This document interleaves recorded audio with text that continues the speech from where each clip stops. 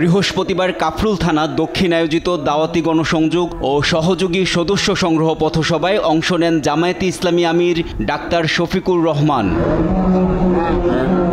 অনুষ্ঠানে তিনি বলেন, গেল 15 বছরে আওয়ামী লীগ গুম, খুন, অত্যাচারের সব সীমা পার করে ফেলেছে।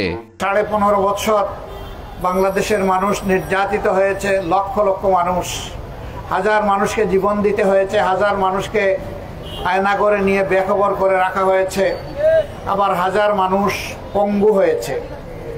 কিন্তু সব কিছুর একটা সীমা থাকে। আল্লাহ জালিমদেরকে ছাড় দেন, কিন্তু ছেড়ে দেন না।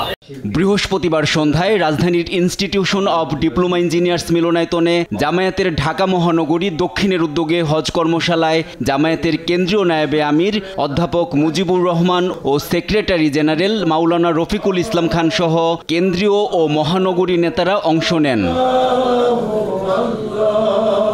এ সময় মানুষের আইন বাদ দিয়ে দেশের মধ্যে আল্লাহর আইনকে প্রতিষ্ঠার আহ্বান জানান জামায়াত নেতারা। মানুষের আইনকে নিচে নামাইতে হবে আর আল্লাহর আইনকে ঊর্ধ্বে তুলে ধরতে হবে।